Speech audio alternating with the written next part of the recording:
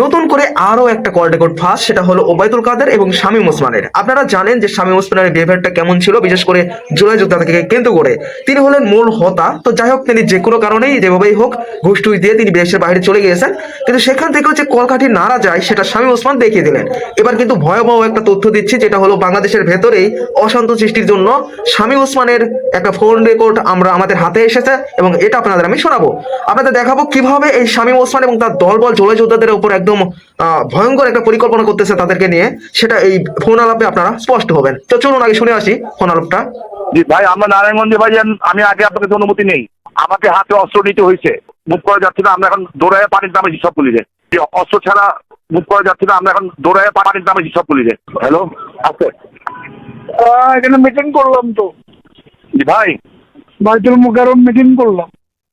জি ভাই, আমরা নারায়ণগঞ্জে ভাই, আমি আগে আপনাকে তো অনুমতি নেই, ওরা থানা অ্যাটাক করতে গেছিল, পুলিশ কিছু করতে পারছিল না, সাহায্য দিয়েছে, আমাকে হাতে অস্ত্র নিতে হয়েছে।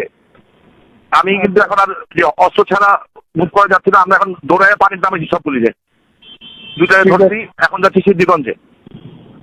আর সজল মোল্লা ওদের সাথে আলাপ করছি যে তোমরা আমাকে সাপোর্ট দাও, আমরা চিটাং রোড খালি করতেছি।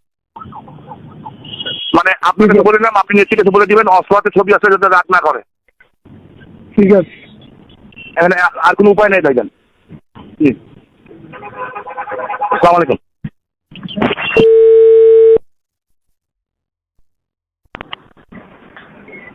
কিন্তু স্বামী জি, আসসালামু আলাইকুম। কি অবস্থা? অবস্থা ভাই, মানে মানে আমাদের নারায়ণগঞ্জে যেটা বর্তমান অবস্থা, প্রশাসন কেউ আছে বলে মনে হচ্ছে না।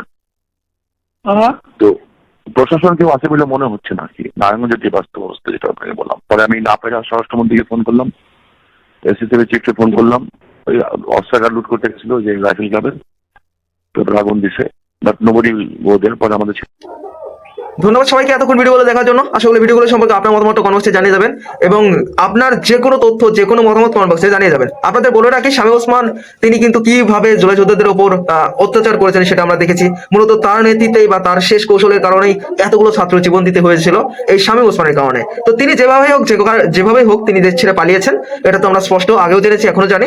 বাংলাদেশের কোনো উদ্ধতন কারোর মাধ্যমে তিনি পালিয়ে গিয়েছেন, কিন্তু যাওয়ার পরও যে তাদের কলকাঠিগুলো এখনো নড়তেছে বাংলাদেশকে অশান্ত করার জন্য, সেই এই কল রেকর্ডটা একদম স্পষ্ট।